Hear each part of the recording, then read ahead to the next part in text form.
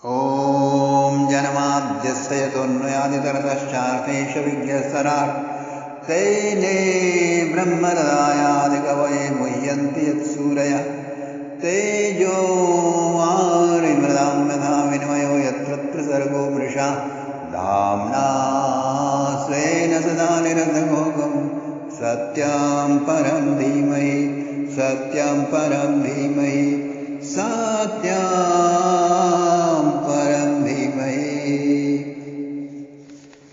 मेरे आत्मस्वरूप बंधुओं, आइए हम आपको भागवत यूनिवर्सिटी से परिचित कराते हैं।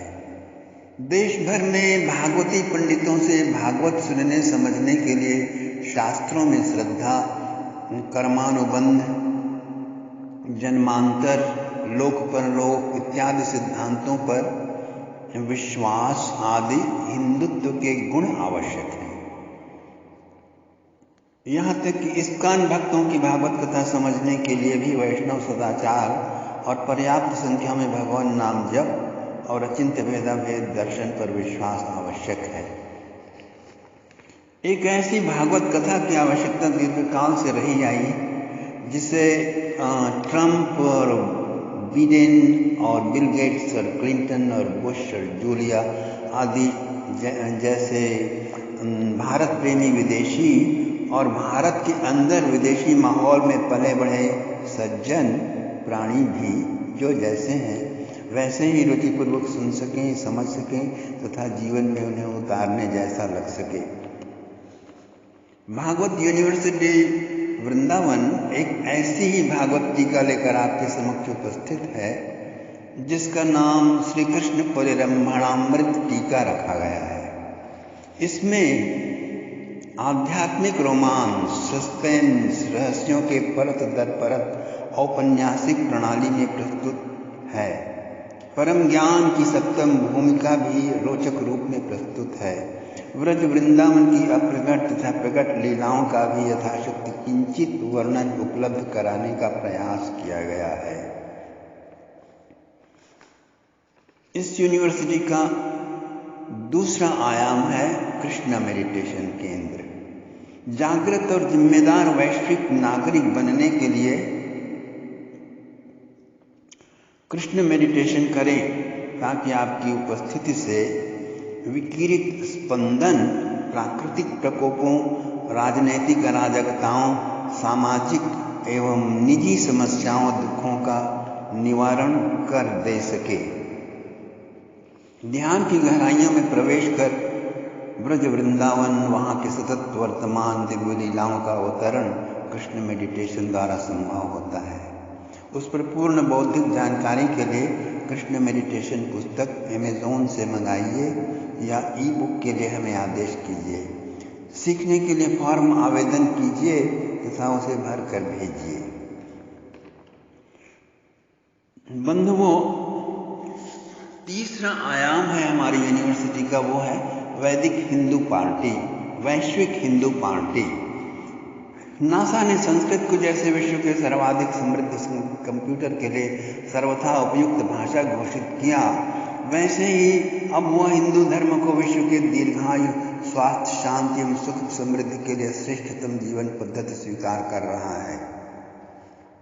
अंतर्राष्ट्रीय स्तर पर हिंदू धर्म के पालन से जितनी अधिक आंतरिक शांति का घनत्व बढ़ेगा, उतने शीघ्र, उतने ही मात्रा में लाखों लोगों को हर वर्ष मृत्यु का कहर बरपाने वाले आंधी, तूफान, बाढ़, टोर्नेडो, असह्य गर्मी, असह्य शीत, महामारी, दंगे, जिहादियों तथा कम्युनिस्ट स्टाइल आतंकी खुराफातों से मुक्ति मिलेगी।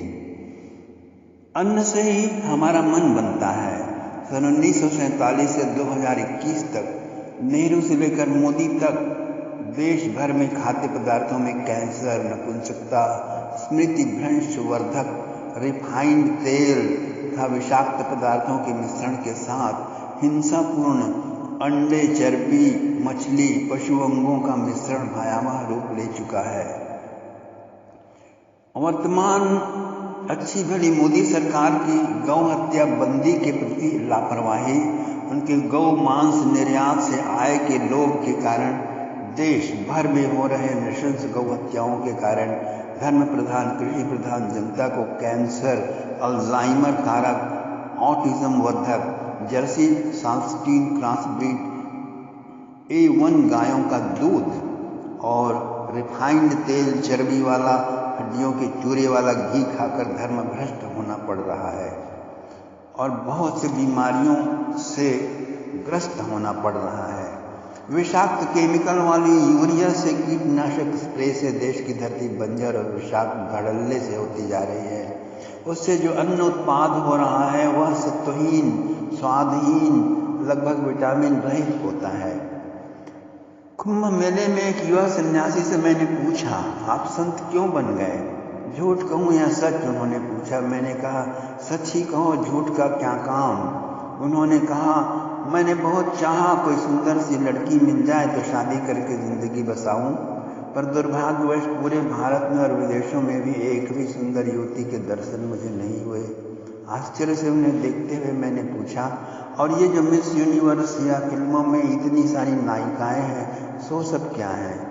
तो उन्होंने कहा, मुझे तो सब ग्रोटेस्कली अगली, कुरूपा ही लगती हैं। सो कैसे? वे बोले, मुझे तो उनके चेहरों में स्वार्थ, शरारत, घमंड, वेस्टर्नाइज्ड ग्लैमरस लाइफ के लिए असीम प्यास से भरी कुटिलता और कुरूपता ही नजर आती है। और रहा सहा कसर, यूरिया शोषित विटामिन रहित अन्न और मोनसेंटो जीएमओ फूड पूरा कर देता है। ऑर्गेनिक फूड यानी जैविक अन्न ऑलमोस्ट अनअफोर्डेबल प्राय होता है भारत में। नेहरू से मोदी पर्यंत सभी सरकारें वैदिक कृषि कला के प्रति अंधी बहरी ही रही आई हैं। तो एक ही ऑप्शन मेरे लिए बच रहा, वह था संन्यास लेना। सो मैंने ले लिया। उसके बाद भी जो बची कुछ सुंदरता होती है, उसका चाय, काफ़ी, गुटखा, ड्रग्स, शराब की आदतें दिवाला निकाल देती हैं। वैश्विक हिंदू पार्टी सत्ता में आते ही भारत भूमि तथा खाद्य पदार्थों की गुणवत्ता के विकास पर जोर लगाएगी। हम देशव्यापी बुद्धि विपर्य और कुरूपता का निवारण करने वाले खाद्य पदार्थों की स्वच्छता, शुद्धता, सात्विकता, रसपूर्णता को वापस लाएंगे, जिसे 70 सालों से पूर्व के सभी सरकारों ने उपेक्षित किए रखा है। यूएनओ यानी यूनाइटेड नेशंस ऑर्गेनाइजेशन और ह्यूमन राइट्स ऑर्गेनाइजेशन और Amnesty International, World Health Organisation और WTO और FMCG और जुडिशियरी सिस्टम केवल ईसाई, मुस्लिमों और कम्युनिस्टों को ही मानव मानते हैं। उनकी छोटी छोटी असुविधाओं पर वे भौंक भौंक कर सारी दुनिया को परेशान कर डालते हैं और खुद भी अधमरे हो जाते हैं।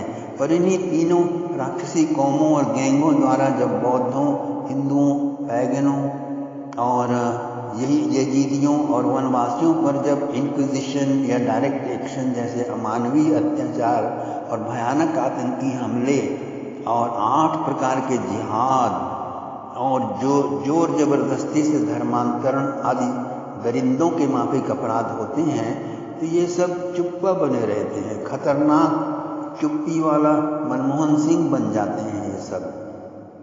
सो यूएनओ आदि संगठन satanic versus of Quran, Bible को संशोधित करने का भी साहस या जमीर नहीं दिखाते, जिसने अपने कौम के बाहर के सारे मनुष्यों को लूटने, बलात्कार करने, आतंकी वारदात करने से जन्नत का प्रलोभन लिख मारा है, जिन्हें पढ़ाकर, ब्रेन वॉश कर मदरसों, चर्चों, कम्युनिस्टों और ईसाई स्कूलों में आतंकी बनाया जाता है। इतना ही नहीं, यूनाइटेड नेशन ऑर्गेनाइजेशन ने आतंकी निर्माणकारी इन कौमों या कल्ट या गैंगों को रिलीजन या धर्म कहकर प्रचंड मूर्खता का काम किया है और उन्हें यूरोप में घुसाकर सब देश जो स्वर्ग जैसे अपने देशों को बना चुके थे, उन्हें फिर से नर्क में परिणित करने का एक दुष्कर्म किया है। स्लोवाकिया के राष्ट्रपति से कोई शिक्षा नहीं ली, जापान से कोई शिक्षा नहीं ली। प्रधानमंत्री बनते ही हमारा दूसरा प्रयास होगा कि यूएनओ कानून निर्मित करे, United Nations must form a new law कि कोई भी सेकुलर लोकतांत्रिक देश केवल 1% कम्युनिस्ट, 2% मुस्लिम और 3% ईसाई रख सकता है। अधिक रखने पर $50 अरब का जुर्माना प्रति सप्ताह अदा करने का प्रावधान होगा। केवल उन्हीं मुस्लिम ईसाई कम्युनिस्टों को नागरिकता मिलेगी जो वहशी हवसी शैतानी आयतों रहित कुरान, बाइबल और कैपिटल को मानेंगे। साथ ही सुन्नी, रोहिंग्या, आतंकी, नक्सल, व्हाइट ब्रदरहुड जैसे बर्बर कौमों को गिरफ्तार करके कैद में मानवता सिखाने का प्रोग्राम भी चलाना अनिवार्य करना होगा। इस प्रकार इंसानियत के दुश्मनों को सुधारने की योजना यदि यूएनओ नहीं लागू करती है तो हम न्यू वैदिक यूनाइटेड नेशंस ऑर्गेनाइजेशन या न्यू वैदिक ह्यूमन राइट्स ऑर्गेनाइजेशन और वैदिक वर्ल्ड हेल्थ ऑर्गेनाइजेशन और वैदिक एमनेस्टी इंटरनेशनल और वैदिक कोर्ट सिस्टम की स्थापना करेंगे। तभी पॉलिटिकल करेक्टनेस का भूत जो एससी जजों के सिर चढ़कर, सुप्रीम कोर्ट जजों के सिर चढ़कर उनसे बहुमत से चुनी सरकार के समानांतर देश चलाने और उनके विकास मार्ग पर रोड़े अटकाने वाले वर्डिक्ट, फैसले, जजमेंट देकर देश का माहौल बिगाड़ने का काम करते हैं, वह बंद हो सकेगा। इन्हीं सब कारणों से हमें वैश्विक हिंदू पार्टी की स्थापना करनी है। आप सब इसमें हमारा सहयोग करें। ईसाई मिशनरियों का निर्धन हिंदुओं का धन प्रलोभन से डरा करके, दगा करके ईसाई बनाने का षड्यंत्र तो बहुत पुराना है। नया ताज़ा षड्यंत्र यह है कि हिंदू कथावाचक या धर्म गुरुओं के मुंह से कुरान, बाइबल जिसमें 700 शैतानी आयतें आतंकी वारदातों को करने का आदेश है, उनकी प्रशंसा करवाना। और दूसरा षड्यंत्र यह है कि मुस्लिम या सेकुलर फिल्म निर्माताओं, एक्टर, एक्ट्रेसेस हिंदुओं के धर्म और देश के विरुद्ध फिल्में बनवाना उन सब से। इन दोनों घोटालों में या षड्यंत्रों में रामकृष्ण मिशन भी पूरी तरह फंस गया है। सच्चा सौदा का राम रहीम, सहजयोग की निर्मला माता, कबीरपंथी रामलाल और ये मुरारी बापू और चित्रलेखा और शिरडी साईं वाले आदि मुख्य हैं।